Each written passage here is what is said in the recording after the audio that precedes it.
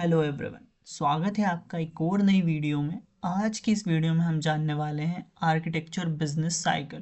क्या होता है architecture business cycle software architecture में? तो चलिए समझते हैं।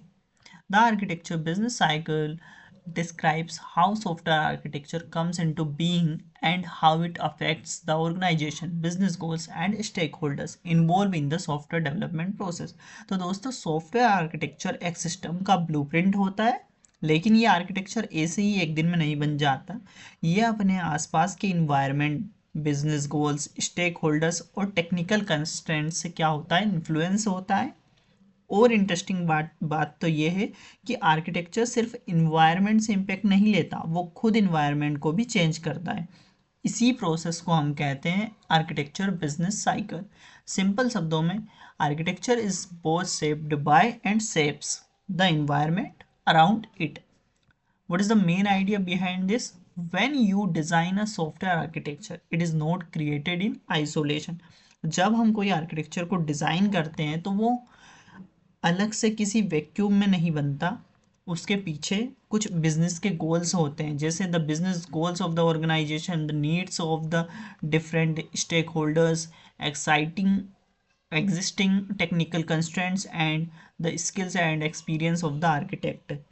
तो कहने का यही सिंपल सा मतलब है कि उसके पीछे कुछ हमारे बिजनेस गोल्स होते हैं, स्टेक होल्डर्स के डिमांड्स होते हैं, टेक्निकल इन्वायरमेंट और आर्किटेक्ट के एक्सपीरियंस का डायरेक्ट इफेक्ट होता है। And in turn the architecture you design will influence future development, team structure, budget, performance and even business success. और फिर वो ही architecture future development, team structure, budget और बिजनेस सक्सेस पर इम्पेक्ट करता है। इसलिए इस प्रोसेस को साइकिल कहा गया है, क्योंकि ये कंटिन्यूस लूप में चलती है। इसका ये डायग्राम होता है हमारा। यहाँ पे stakeholders needs, business management and architect experience, quality attribute requirements, then architect हमारा आता है। आर्किटेक्ट फिर आर्किटेक्चर बनाता है, फिर सिस्टम होता है, एंड अगेन ये लूप हमारा ऐसे ही चलता रहता है। आर्किटेक्चरल फीडबैक होता है, तो ये लूप हमारा चलता रहता है। चलिए हम इन्हें वन बाय वन समझते हैं। पहला होता है हमारा stakeholders. Stakeholder the process start with stakeholders, all the people who have an interest in the system। Example, client या customers, end users, developers, project managers, investors या business owners, so system maintainers। each stakeholder has different needs and concern, है ना। हर एक stake holder की क्या होती है, अपनी कुछ नीड्स होती है। Client, cost and delivery time या यूज़र यूजेबिलिटी एंड स्पीड क्या होगी भैया। Developer, maintainability and tools, budget and deadlines. They needs directly influence what kind of system should be built. तो यही कहने का सिंपल सा मतलब है कि सबसे पहले हमारा जो स्टेक होल्डर होता है, ये वो लोग हैं जिनका सिस्टम से कोई इंटरेस्ट नहीं है। जैसे हमारा clients, user, developers, business owners, maintainers.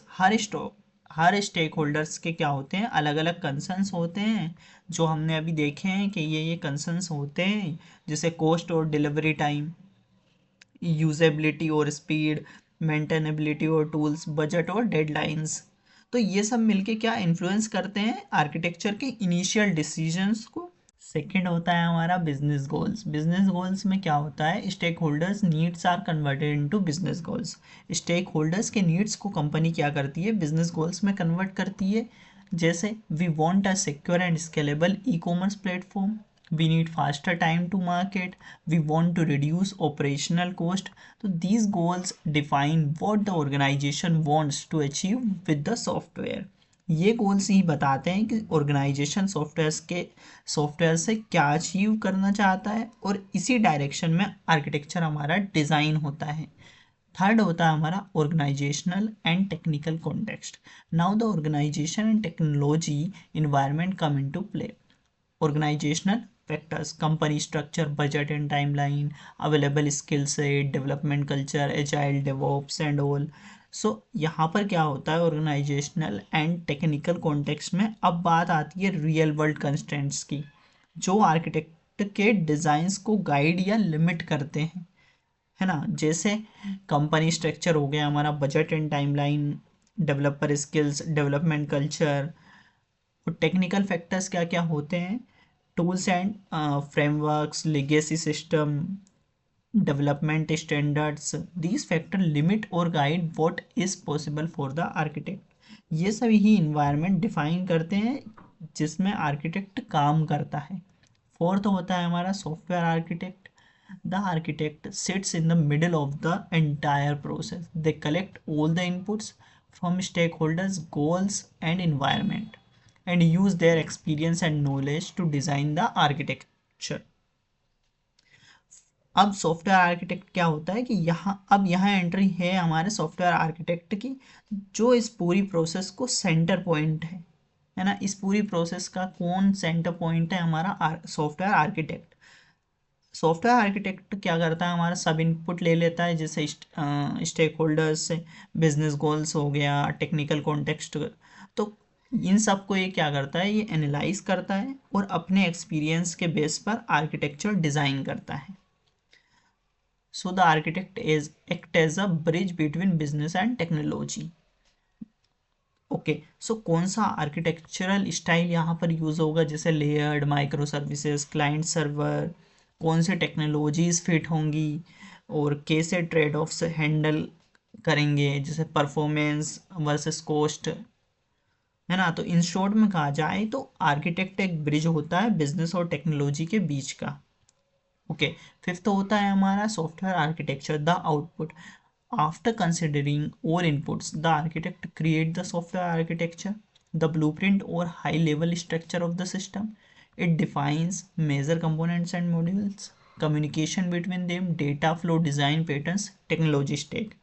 तो अब ये क्या करता है, आर्किटेक्ट बनाता है सॉफ्टवेयर आर्किटेक्चर, ओके, है ना। उसके बाद जो सिस्टम का हाई लेवल स्ट्रक्चर होता है, ये डिफाइन करता है हमारा major components and modules, and ये सभी कौन डिज़ाइन करता है, ये आर्किटेक्चर क्या होता है, एक ब्लूप्रिंट की तरह काम करता है जो डेवलपमेंट टीम को गाइड करता है और इंश्योर करता है कि बिजनेस गोल्स मीट हो रहे हैं या नहीं।